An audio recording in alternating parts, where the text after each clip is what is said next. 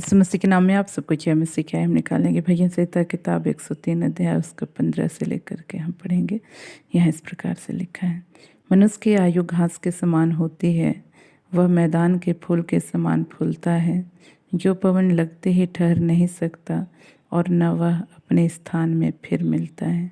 अब हम यहाँ देखते हैं परमेश्वर का वचन कहता है कि मनुष्य की आयु जो है घास के समान होती है। एक घास के विषय में हम देखते हैं कि किस प्रकार से वह जो है उगता है और फिर जो है इस संसार में जो हरा भरा नज़र आता है, लेकिन जैसे है यह समय जाता है उसका जो हरापन रहता है वो भी धीरे से समाप्त हो जाता है, वह सूख जाता है, फिर वह जो है नष्ट हो जाता है। उसी तरह से आज हमारा जीवन है, हम इस संसार में पैदा होते हैं और इस संसार में जो है उन्नति करते हैं, लेकिन एक समय आता है जब हम इस संसार से जो है चले जाते हैं, फिर दोबारा इस संसार में नज़र जो है नहीं आते हैं।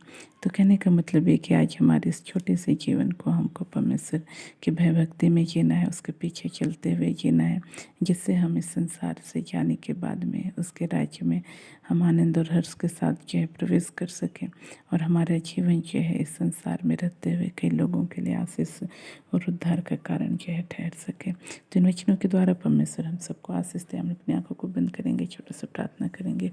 Press the Lord. प्रभु जी, आपने अपने वचनों के द्वारा बोला, बातचीत किया, उसके लिए धन्यवाद करते हैं। प्रभु मनुष्य की आयु प्रभु घास के समान होती है प्रभु, जो अपनी जगह पे फिर से प्रभु मिलता नहीं है। प्रभु जी, अनुग्रहकारी सामर्थ्य परमेश्वर आपसे प्रार्थना करते हैं, होने दीजिए प्रभु हम अपने इस छोटे से जीवन को आपकी उपस्थिति में आपके भय भक्ति में जी सके प्रभु जी, और कई एक मरते डूबते आत्माओं के लिए आशीष बन करके जी सके।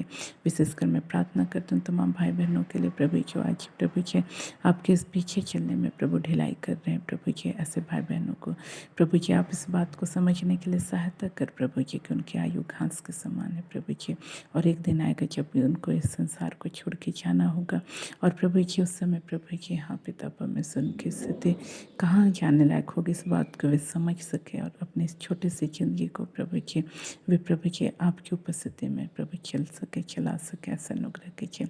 हर एक बात के लिए धन्यवाद करते हैं। बाप ने प्रार्थना सुना, उसके लिए धन्यवाद। विशेषकर प्रार्थना करते हैं तमाम भाई बहनों के लिए जो नाना प्रकार की बीमारियों से ग्रस्त हैं प्रभु, इनकी जैसी बीमारी है सिर से लेकर पैर तक आपकी चंगा करने वाली सामर्थ्य इसी वक्त यीशु के नाम से बहने पाए, और प्रभु ये भाई बहन पूरी रीति से यीशु के नाम से आच्छाद हो जाए। ऐसा और उसको धन्यवाद के साथ इन प्रार्थनाओं को यीशु के नाम मांगते हैं, आमीन। आप सब कुछ है।